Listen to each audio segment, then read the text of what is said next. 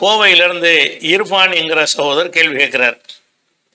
என்ன கேட்குறாருன்னா, மஸ்ஜிதுல் ஹராமில், அதாவது காபத்துல்லாவை உடைய சுற்றி உள்ள பள்ளிவாசல், அது மஸ்ஜிதுல் ஹராம்னு சொல்லுவாங்க.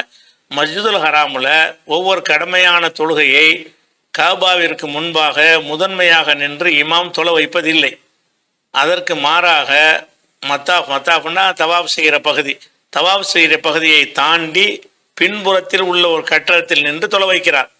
இதன் அடிப்படையில் இமாமிற்கு முன்பாக பலர் நிற்கிற நிலை வருகிறது. இது மார்க்க அடிப்படையில் சரியா கேட்குறாங்க.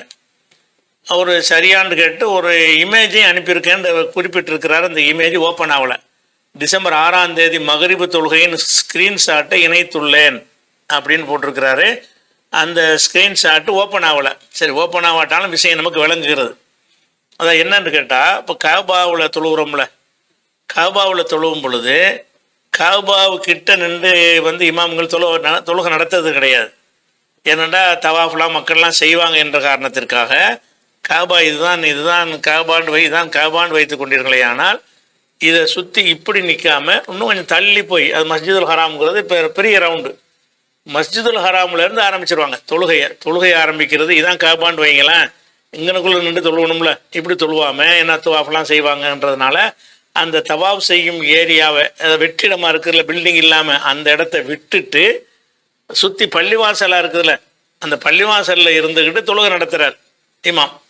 அப்படி தொழுகை நடத்தும் பொழுது சில இமாமை விட மாமும்கள் முந்தி இருக்கிற மாதிரி நிலைமையெல்லாம் வருகிறது. அதனுடைய சட்டம் என்ன அப்படிங்கிறது தான் இதனுடைய கேள்வி. காபாவோடைய ஒட்டி தான் நிற்கணும்னு எந்த ஒரு சட்டமும் கிடையாது. காபாவை நோக்கணும் என்பது, நம்ம இல்லை இங்கே உட்காந்துட்டு காபாவை நோக்கிறோம், ஒட்டியாக இருக்கிறோம். நம்ம இங்கே இருந்து கொண்டு கிபிலாவை நோக்கி நம்ம தொழுகிறோமே, அதை ஒட்டிகிட்ட போய் நிற்கிறோம். உள்ள பல்லாயிரம் கிலோமீட்டருக்கு அப்பால் நின்று கூட தொழுகலாம். அதனால் அவர்கள் காபாவை சுற்றி உள்ள காலி இடத்தெல்லாம் விட்டுட்டு பள்ளிவாசலுக்குள்ளேயே அதை தொழுவார்களே. ஆனால் தவறுகளை என்ன திடீர்னு மழை வந்துடலாம், அந்த நேரத்தில் ஒதுங்க முடியாதுன்னு பல காரணத்திற்காக வேண்டியும், தவாப் செய்கிற மக்களுக்கு இடைஞ்சல் இருக்கக்கூடாது என்பதற்காக வேண்டியும், ஏதோ ஒரு காரணத்துக்காகவோ ஒரு நெரிசலை தவிர்ப்பதற்காகவோ அப்படி உள்ள ஏற்பாடு செய்திருப்பாங்க. அது எங்கே வச்சு தொழுதாலும் காபாவுக்குள்ள மஸ்ஜிதுல் ஹராம்ங்கிறது காபாவை சுற்றி உள்ள பள்ளிவாசல். அந்த பள்ளிவாசலில் எந்த இடத்துல இமாம் நின்று தொழுதாலும் அது பிரச்சனை இல்லை. இது பொதுவான விஷயம். இப்போ என்ன பிரச்சனை வரும் கேட்குறாருன்னு கேட்டால், இமாமை விட மாமும் முன்னாடி நிற்கிற மாதிரி வருது, அது சரிதானான்னு கேட்குறாரு. இதை இந்த காபாவை தனியாக வச்சுருங்க. பொதுவாக சில விஷயங்களை நீங்கள் புரிந்து கொள்ள வேண்டும். புரிந்து கொண்டீங்கன்னா இந்த முன்னாடி நிற்கிறது பின்னாடி நிற்கிறதுங்கிற அதில் ஏற்படுகிற சந்தேகம் உங்களுக்கு வராது. ஒரு 2 மாடிகளை கொண்ட ஒரு கட்டடம்னு வைத்துக்கிறோங்க. ஒரு பள்ளிவாசல் இருக்கிறது, அதில் கீழ்த்தளமும் இருக்கிறது, மேல்தளமும் இருக்கிறது. அப்போ கீழ்த்தளத்தில் என்ன செய்கிறாங்கன்னா தொழுகையில் நிற்கிறாங்க. கீழ்த்தளத்தில் பள்ளிவாசல் நிறைஞ்சிருச்சு. நிறைஞ்ச உடனே மேல்தளத்தில் பள்ளிவாசல் நிறைக்கிறாங்க. அந்த மேல்தளத்தினுடைய முதல் சஃப் இருக்குல்ல, அது இமாமுக்கு முந்தியே இருக்குது. அதாவது கீழே இமாம் நடத்துகிறாரு, இமாம் நடத்துறது ஒரு 2 சப்பு தள்ளி நின்று மெஹராபெல்லாம் இருக்கும்ல, அதனால் அவர் இமாம் நின்று நடத்துகிறார். மாடியில் எப்படி இருக்கும்னு கேட்டால் அந்த சவத்தை ஒட்டியே போய் நின்றுவாங்க. இங்கேருந்து பார்த்தா தலைக்கு நேராக பார்த்தோம்னா மாமும் முன்னாடி தான் நிற்கிற மாதிரி இருக்கும். அப்போ இமாமை விட மாமும் முன்னாடி நிற்கிறாருங்கிற மாதிரி ஒரு தோற்றம் வரும்ல.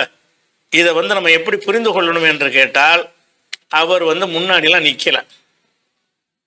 அதாவது இப்போ கீழே உள்ள பள்ளிவாசலை நிறைத்து விட்டு கீழே ஒரு 10 சஃப் இருக்குன்னு வைங்க. 10 சஃப் முடிஞ்சவுடனே அதுக்கு இப்போ நிறைஞ்ச ஒன்று வரக்கூடியவர்கள் போய் மேலே நிற்கிறாங்க. அதுக்கு பேர் 11ஆவது சஃப்னு தான் அர்த்தம். அது நீங்கள் இப்படி பார்க்கக்கூடாது. இங்கேருந்து நேரம் இருக்கிறாரு, இங்கே இமாம் நிற்கிறாரு, கொஞ்சம் முன்னாடி நிற்கிறாரு, நீங்கள் எப்படி பார்க்கக்கூடாது. அந்த இமாமுக்கு அர்த்தம் என்னன்னு கேட்டால், அந்த எப்போ போய் மேலே போய் நிற்பாங்க, இந்த கீழே உள்ள 10 வரிசை நிறைவடைந்த பிறகு அது 11ஆவது வரிசை தான். அதாவது அவங்க இதுக்கு பின்னாடி நிற்கிறாங்கன்னு அர்த்தம். அவங்க இமாமுக்கு நேரம் நிற்கிற மாதிரி உங்களுக்கு தெரியும், நேரவோ அல்லது இமாமுக்கு கொஞ்சம் முன்னாடியே நிற்கிற மாதிரி கூட தெரியும். ஆனால் அது அப்படி அர்த்தம் கிடையாது. முன்னாடி அவங்க நிற்கவில்லை. ஏனென்று கேட்டால், அவர்கள் இந்த 10 சஃப் முடிந்த பிறகு உள்ள 11ஆவது சஃப்பில் தான் நிற்கிறார்கள். 11ஆவது சஃப்புக்கு கீழே இடமில்லாத காரணத்தினால் அவங்க மேலே போய் நிற்கிறாங்க. அதனால இதை வச்சுக்கிட்டு முன்பின் என்று நம்ம என்ன செய்யக்கூடாது, முடிவு எடுக்கக்கூடாது. அதே மாதிரி வந்து மேல் தளத்தில் இமாம் நின்று கீழ்த்தளத்தில் வந்து மக்கள் நிற்கிறாங்கன்னு வைங்க, அப்போ இதே கணக்கு தான். அதாவது மாடியில் வந்து இமாம் நின்று தொழுவிக்கிறார். தொழுவிக்கும் பொழுது அவர் கொஞ்சம் நிறைஞ்சிருச்சு, அதிகமான மக்கள் கீழ்த்தளத்துக்கு போகிறாங்க. கீழ்த்தளத்துக்கு போனாங்கன்னா இந்த 10 சஃப்பு போக அது 11வது சஃப்பு தானே தவிர, அந்த சஃப்பு வந்து இமாமை விட கொஞ்சம் முந்தி இருந்தாலும் அது உண்மையில் முந்தி இருக்கவில்லை. 11வது இடத்தில் தான் அவங்க இருக்கிறார்கள். இந்த 10 சஃப்பு முடிந்து 11வது சஃப்பில் தான் இருக்கிறார்கள். ஒரு எண்ணும்போது எப்படி எண்ணுவோம்? 1 2 3 4 இப்படி மேலைங்களையுமே எண்ணுவோம், எண்ண மாட்டோம்ல. 1 2 3 4 10 சஃப்பு, அது 11வது சஃப்புன்னு தான் ஆரம்பிப்போம். அப்போ இதெல்லாம் வந்து இந்த வரிசை முறை வந்து உலகமெல்லாம் ஒப்புக்கொள்ளப்பட்ட ஒரு வரிசை முறை. கீழே நிறைஞ்சிட்டு மேலே போகுதுன்னா என்ன அர்த்தம்னு கேட்டால், இதுக்கு பின்னாடி அது இருக்குன்ற அர்த்தம். பார்க்குறதுன்னா பார்த்தா மேலே நேரம் நிற்கிற மாதிரி தெரிஞ்சாலும் உண்மையில் அவர்கள் 11வது சஃப்பில் நிற்கிற நன்மை தான் அடைவார்கள். ஒரு முதல் சப்புக்கு நன்மை, 2வது சப்புக்கு நன்மை மார்க்கத்தில் இருக்குல்ல. அப்போ 10 சப்பு வரைக்கும் உள்ளவங்க 11வது சப்பில் அவர் போயிட்டாருன்னு சொன்னால், அவர் இமாமுக்கு நேரம் இருந்தாலும் ஃபஸ்ட்டு சப்புடைய நன்மை அவருக்கு கிடைக்கும்? அவர் கிடைக்காது. 11வது வரிசைக்கு உள்ள நன்மை தான் அவருக்கு கிடைக்கும். 11வது வரிசையில் அவர் நிற்கிறார் என்று எடுத்துக்கொண்டீர்களே, ஆனால் அவர் இமாமுக்கு முன்னே நிற்கிறார் என்ற ஒரு பேச்சே வராது. பின்னாடி தான் நிற்கிறார், இடமில்லாத குணம் வச்சிருக்கமே தவிர இதுக்கு அடுத்து தான் அது இருக்குன்றது தான் அதை விளங்கி கொள்ள வேண்டிய ஒரு விஷயம். அதே மாதிரி தான் காபாவை பொறுத்த வரைக்கும் அதை 4 பக்கமும் தொழுவலாம். காபாவுடைய மஸ்ஜிதுல் ஹராமை பொறுத்த வரைக்கும் 4 வகையில் எந்த திசையில் வேணாலும் தொழுவலாம். இமாம் ஒரு திசையில் நிற்கிறார்னு வைங்க, இமாம் நிற்கிறார்னு சொன்னால் அந்த திசையில் உள்ளவர்கள் மாத்திரம் யாரும் இமாமுக்கு முன்னாடி வரக்கூடாது. அப்போ இந்த திசை முடிஞ்சு ஒரு 4ஆக பிரிச்சுக்கிறோம். காபாவை ஒரு ரவுண்டாக நிற்கிறாங்க, இந்த பக்கம் இமாம் தொழுவிக்கிறார், இந்த பக்கம் தொழுவிக்கிறார்னு வைங்க. தொழுவிச்சார்னு சொன்னால் இந்த வரிசையில் இவருக்கு நேரம் நிற்கியதில்ல, இதுதான் வரிசை. இந்த வரிசையில் வந்து இவருக்கு முந்தி யாரும் நிற்கக்கூடாது. அதே நேரத்தில் வந்து இந்த பக்கம் வலது பக்கம் தான் ஆரம்பிக்கணும். வலது பக்கத்தில் இருக்கிற ஆளுக்கு இருக்காங்கல்ல, அவங்க வந்து எங்கே இருக்கிறாங்க? இந்த சஃபு முடிஞ்ச கடைசி வரிசையில் நிற்கிறாங்கன்னு அர்த்தம். இப்போ காபாவில் இமாம் நிற்கிறார்ல, இமாம் நிற்கிறது அப்படியே வரிசையாக பார்த்துட்டு வந்தீங்கன்னா ஒரு 100 சஃப் இருக்குன்னு வைங்க. 100 சஃப் இருக்குது என்று சொன்னால் இந்த வலது பக்கத்தில் நிற்கிறாரு, அவர் வந்து 101வது சஃப்பில் இருக்காருன்னு அர்த்தம். முந்தி இருக்கிறாருன்னு அர்த்தம் கிடையாது. இமாமை விட கொஞ்சம் முன்னாடி நிற்கிற மாதிரி தெரிஞ்சாலும் சரி தான். உண்மையில் அவர் எங்கே நிற்கிறார் என்று கேட்டால், இந்த சஃபு நிறைவடைந்த பிறகு இமாம் எங்கே நிற்கிறாரோ அதுலேருந்து நீங்கள் வரிசைகளை என்ன வேண்டும். 100 வரிசை இருக்குதா, 100 வரிசையில் இந்த முடிஞ்சிருச்சு, இந்த பக்கம் உள்ள இடம் முடிஞ்சிருச்சு. இந்த வலது பக்கம் உள்ளது எங்கே வரும்னு கேட்டால் 101வது சஃப்பில் அவர் இருக்கிறார். இவர் அப்படியே இவருக்கு பின்னாடி இருக்கிறார்னு அர்த்தமாயிரும். அதில் ஒரு 100 சஃப் வருதுன்னு வைங்க, 200 வந்துருச்சு. 200க்கு அப்புறம் இந்த எதிர்த்தாப்பில் இருக்கிறார்ல, அவர் இன்னும் கொஞ்சம் காபாவுக்கு நெருக்கமாக இருப்பார். அது உங்களுக்கு கணக்கு கிடையாது. அவர் என்ன கணக்கு? அது அவர் 200 போனால் 201வது சஃப்பில் அவர் இருக்கிறார்னு அர்த்தம். இப்போ இமாமு கற்பனையாக நீங்கள் இதை பார்த்துக்கணும். கற்பனையாக என்ன செய்யணும்னு கேட்டால், இது வந்து இமாமுக்கு பின்னாடி உள்ளவங்க பூரா முதல் சப்பு, வலது பக்கம் இருக்கிறவங்கெல்லாம் 2வது அடுக்கு 2வது மாடி வைத்துக் கொள்ளுங்கள். அவங்க வந்து 3வது மாடியில் இருக்கிறாங்க, இடது பக்கம் 4வது மாடியில் இருக்காங்கன்னு வைக்கும் பொழுது இமாமுக்கு முன்னேங்கிறது வந்து இவங்க அந்த இமாம் நிற்கிற அந்த திசை இருக்குல்ல, அதில் தான் கற்பனை பண்ண முடியுமே தவிர இமாமுக்கு வலதுலையோ இடதுலையோ எதிர் திசையிலையோ வரிசையில் நிற்பார்களே, ஆனால் அவர்கள் எல்லாருமே இமாமுக்கு பின்னாடி தான் நிற்கிறாங்க. ஏனென்று கேட்டால், இந்த இமாமுடைய வரிசை நிறைவடைந்த பிறகு தான் அவங்க வரிசை வரும். இந்த பில்டிங்கில் எப்படி மாடிகளில் நீங்கள் கணக்கெடுத்துக் கொள்கிறீர்களோ அந்த மாதிரி தான். மாடியில் கூட வேணாம். சில பள்ளி என்ன செய்வாங்கன்னு கேட்டால், ஒரே ஒரு ஹாலாக இருக்கும். ஒரு ஹால் என்ன செய்வாங்கன்னா பார்ட்டிஷன் பண்ணிடுவாங்க. பார்ட்டிஷன் பண்ணி இது வந்து ஆண்கள் பகுதி, இது பெண்கள் பகுதின்னு பண்ணிடுவாங்க.